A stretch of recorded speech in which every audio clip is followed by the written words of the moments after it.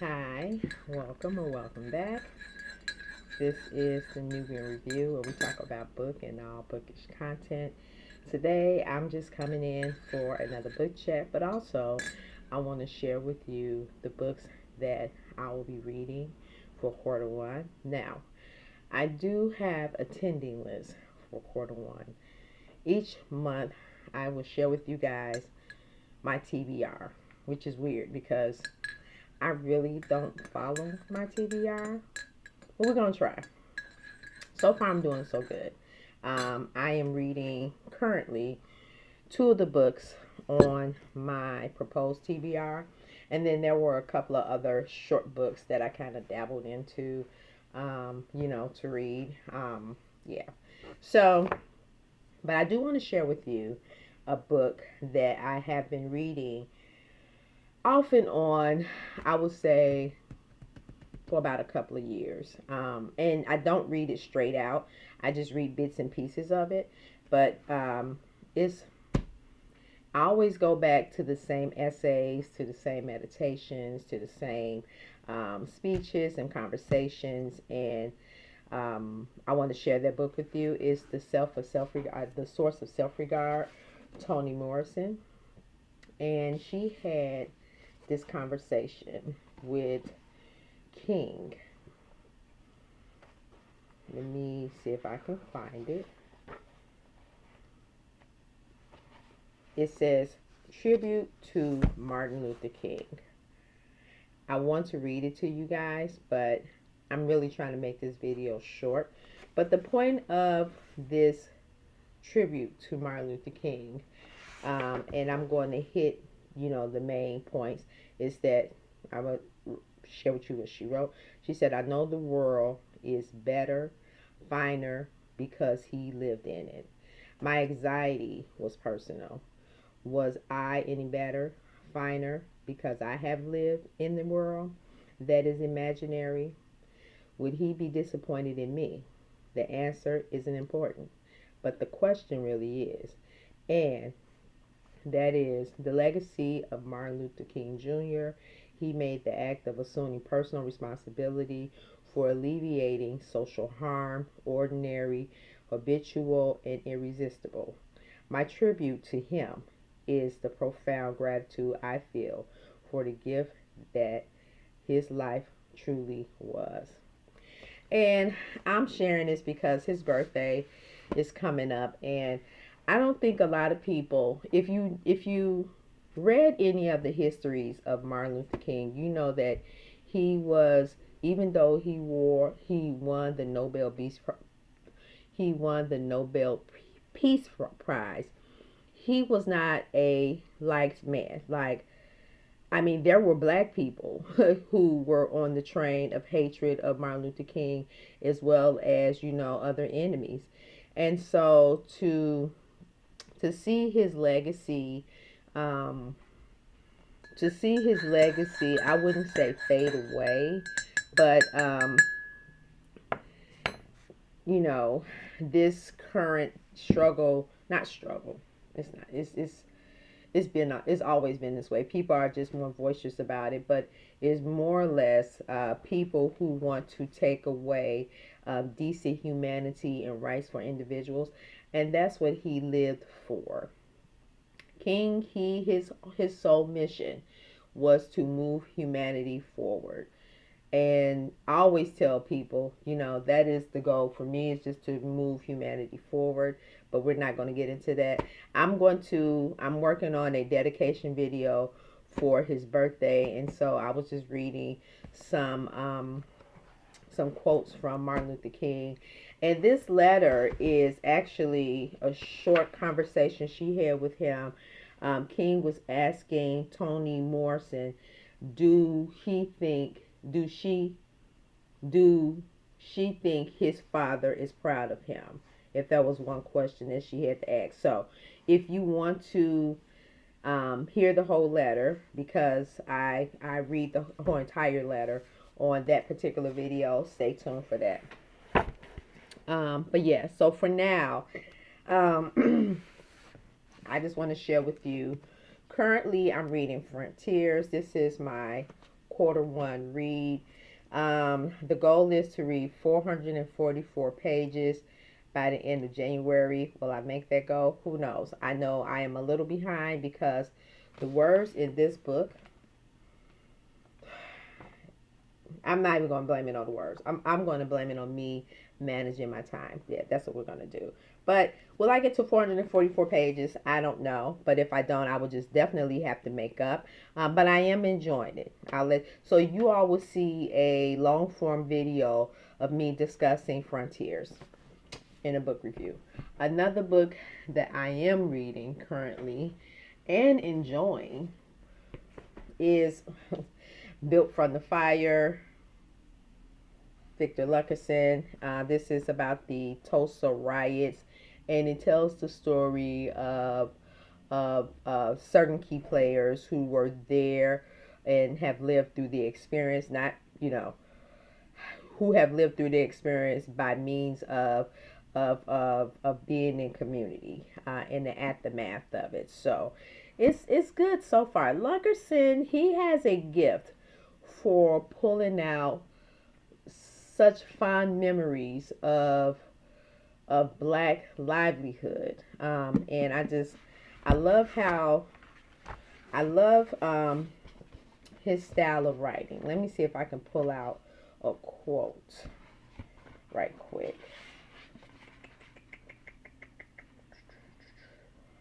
because I don't want to give too much away because I am vlogging this book. Okay.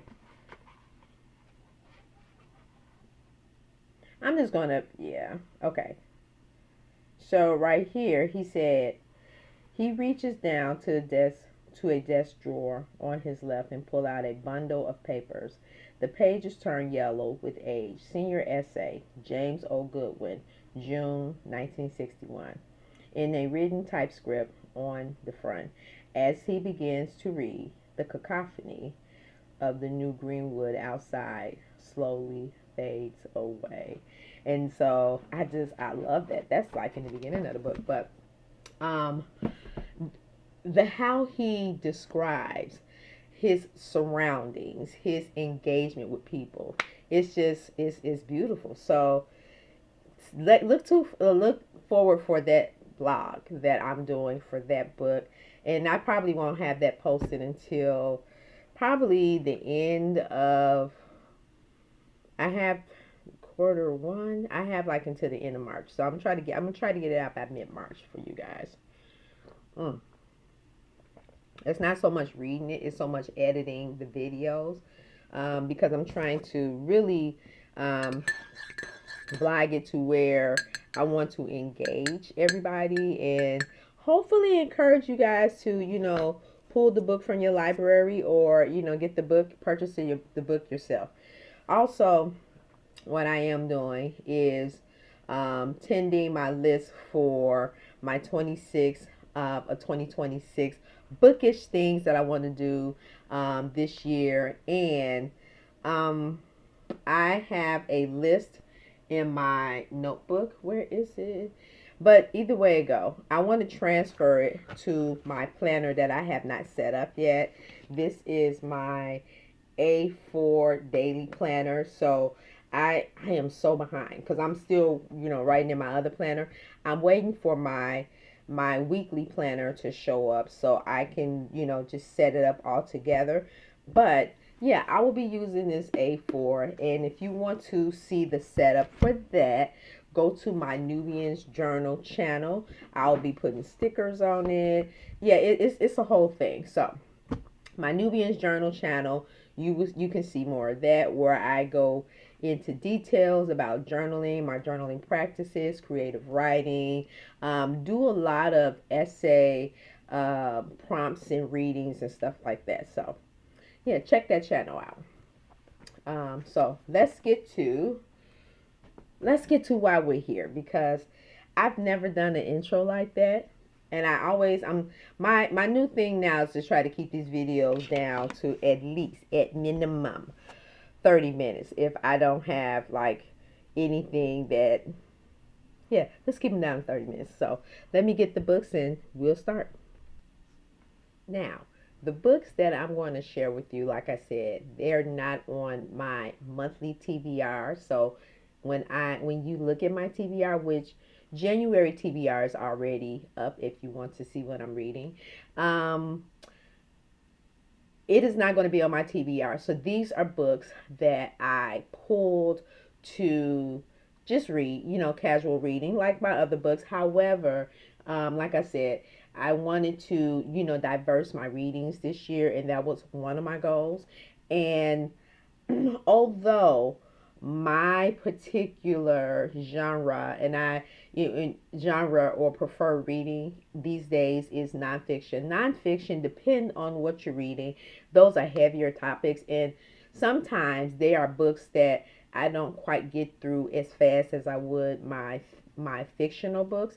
Not to say that fictional books are easier to read, like nonfiction. When there's a lot of factual stuff, I be trying to remember to document, but I ramble. So let's stop the rambling. Let me get into this list. And like I said, these are some of the books that I just want to pull so I can read them and get them through my already overloaded TBR. So the first book, it is The Underground Railroad, Colson Whitehead. Colson Whitehead, I also read his book, The Nickel Boys.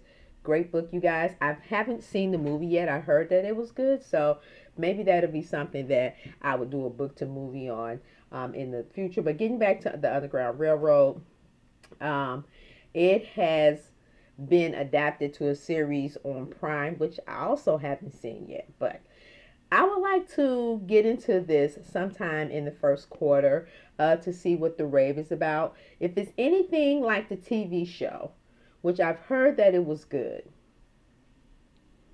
then I'm in for a good read. Colson Whitehead, he's a prolific writer anyway. His writings remind me of a little bit of Toni Morrison. So I can't wait to get into this one right here. The next one, I read this book. What was it? It was a book that I read for my Christmas in July readings, but it was about a cat. But I love reading about animals, who have these larger in life personalities in books. And so Hemingway's Cat, this is a book about a student who she has an English degree and she don't know what to do with it. Now, I would say to most people, when we go to college, we don't think about like, okay, well, this is just an English degree, I'm going to be a writer. Not everybody want to be a writer. English degrees are good for just about every facet of work life. So, um, Hemingway's Cat. So, I'll give you a snippet. Laura didn't come to the Key West to fall in love. As a recent college grad with a useless degree in English, she came to work at the historic Hemingway as a tour guide. And so she ends up falling in love with the 64, I think, cats that were on the property. No, 54 frisky felines who freely roam the estate. So these cats are the estates. They belong to the estate, but they are the descendants of Hemingway's, the actual person, Ernest Hemingway. They're the descendants of his cats, and so I thought that this would be interesting. Now, look at these cats, you guys. I can't wait to read this. Another novel about cats and other forces of nature. So looking forward to reading that. The next one. This book I had pulled. No, I didn't. I didn't pull it for my TBR. I think I did. I don't know. The Hollow Mind, Andy Davidson. Now, this book is about a woman who she inherits a property. The property is like thousands and thousands of acre. However, it's haunted, and so the story gets into the haunting of what is the location? Is a place. It doesn't exactly say. But yeah, that's what the premise of the book is about. I pulled this last year to read. I don't think I shared it with you guys, but I never got to it, so I look forward to reading that one in quarter one as well. Another one is a podcast I have listened to in the past, and I think I've actually pulled this one out for reading last year as well, and I did not get to it. It is called Stay Sexy and Don't Get Murdered. Karen Kilograph and Georgia Harstack. They are podcasters to this podcast that I listen to, My Favorite Murderer. I haven't listened to it in a while. It's been a while since I listened to it, but basically, it's a podcast about these two women. They're talking about particular murder cases that have been solved or unsolved, and then they go into the weeds of it. It's very interesting. So I'd look forward to reading this one as well. The next one, The God of Good Looks by Brianna McIver. This story is about two women who grow up as children, playing together, loving on each other. They grow up to young women, and one of them, they decide different paths. And so from those different paths, their relationship, they grew apart. And that's all I know for now. And so as I get into the book, and I will give, you updates on if it's a thumbs up or a thumbs down. But definitely when I read it, it may be in one of my reading wrap ups in the future. The Island. Oh, Adrian McKenty. Now, there's this YouTuber that I follow, and I'm gonna put his link. That's also something that I want to start doing, is when I refer to someone, put their links down so you guys can go check out their videos. Is The Island. Now, this is set to be a Netflix series, I think, or not. I think it is. Oh, Hulu, soon to be a Hulu original series. So anyway, this story is about a family. So this woman, she marries a man, a widower with children, and they go on vacation to this island. And so the island is haunted, and so I guess the new wife, she has to prove her love and adoration for her stepchildren, in order to let them know, like, I'm there for you, I'm not just here for your dad, I'm here, to be a mom. So we'll see what happens to this. Now, the YouTuber, his name is Gavin Reads It All. He did not care for the book. He said that, well, I'm not even gonna go into it, but he did not give it high ratings. So I'm hoping that I will enjoy it. And if I may feel different about it. We'll see. The next one, Night Bloom. Peace. Oh, I love this name. Peace Azu Medi. Peace Azu Medi. I don't know why I pulled this book. Did I pull this book or this one? Okay, I did. You guys, I've been meaning to do this video for a while. So I've had these books sitting in their stacks waiting for me to. So let's read a little bit over here. I think I got these two wrong. So I'm going to go back and do a refresh. We're going to go back and do a refresh because this is the one about the two friends. So I'm going to go back and do the other one by MacGyver. When Selassie and Akorfa were young girls in Ghana, they were both more than cousins. They were inseparable. Selassie was exuberant and fun. Akorfa was quiet and studious. They would do anything for each other, imploring their parents to let them be together, sharing their secrets and desires and private jokes. Selassie began to change, becoming hostile and quiet, her grades suffering, and she built space around herself, shutting Akufa out. Meanwhile, Kofa is accepted to American University with the goal of becoming a doctor, although that she can create a fuller life as a woman in America. She discovers the insidious ways of racism places obstacles in her path once she leaves Ghana. It takes a crisis to bring the friends back together. With Selassie's secret revealed and Akorfa forced to reckon with her role in their estrangement. The riveting depiction of class and family in Ghana, a compelling exploration of memory, and an eye-opening story of life as an African-born woman in the United States. Night Bloom is above all a gripping and beautifully written novel attesting to the strength of female bonds in the face of societies that will prefer to silence women. Yes. So this is the book. So I do apologize. I'm going to give you guys a read of MacGyver's, her book, because I gave you guys, yeah. So yeah, this I definitely look forward to. So let's go over the one that I gave you guys the wrong description for. This was the one I said it was the two friends, but let's see what this is about.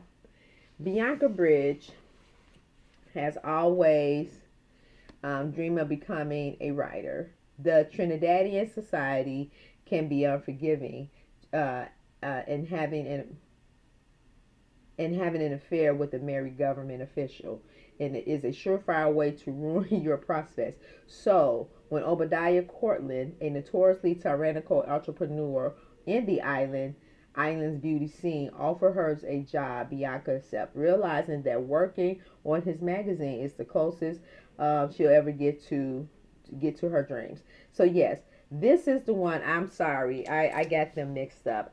I knew they were not. Yeah, so I look forward to reading this. So I do apologize. All right.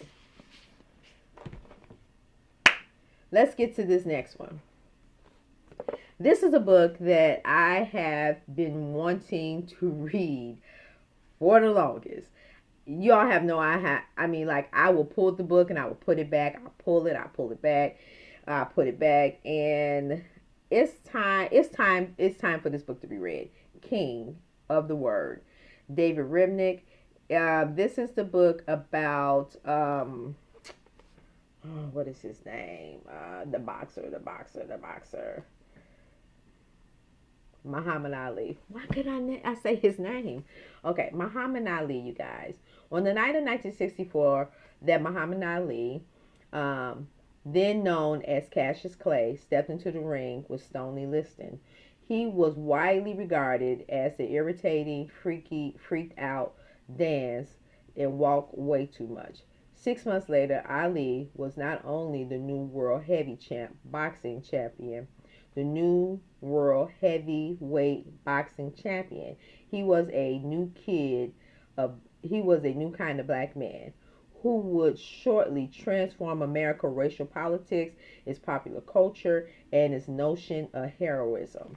Yes, the biography of Cassius Clay, known as Muhammad Ali. Well, he changed his name legally to Muhammad Ali, which is that was his Muslim name. Yeah, it was.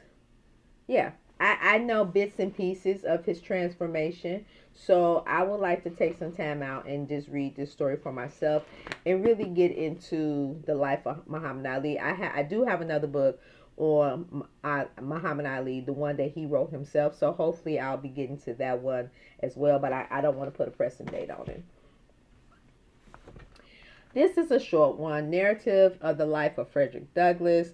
I'm always pulling books that I use in my homeschool study with my son when he was younger, and this was one of the books, The Narrative of Frederick Douglass, wrote by Frederick Douglass. I thought that this would be a good quick read. Yeah, and that's why I grabbed it. Last but not least, because January we celebrate the life of Martin Luther King. Well, I do, and the goodness he brought to the forefront for black men and all men, a just world where everyone was treated equally. This is a book, The Race to Save Martin Luther King Jr. Life and Win the Election, 1960 Election, is called 9 Days by Stephen Kendrick and Paul Kendrick. I look forward to reading this book, and it is autographed, and I didn't know. So, yeah. So I look forward to reading this book sometime in quarter 1, maybe in January. So by the time you see this video, I may be well in my way of reading this, because I really do want to read this um, by his federal holiday birthday, but his actual birthday is on January the 15th. And normally that's when I celebrate the memory of Martin Luther King, and everything that he has done for the society at large. And so the federal holiday is the day that's reserved for everybody to celebrate. So yeah, I just want to be mindful of saying that. But yeah, I look forward to reading this. And so these are the books that I have added on to my winter TBR, or what we could say our quarter 1 TBR. And so I look forward to getting to these books before the end of quarter 1. So do you have quarter 1 reading goals, or are you just doing the TBR? I'm doing a little bit. I'm like sprinkling, a little bit here and there, to make sure that I balance out my palette, and I don't get bored with the reading. So until then, I will see you later, fam. Bye bye.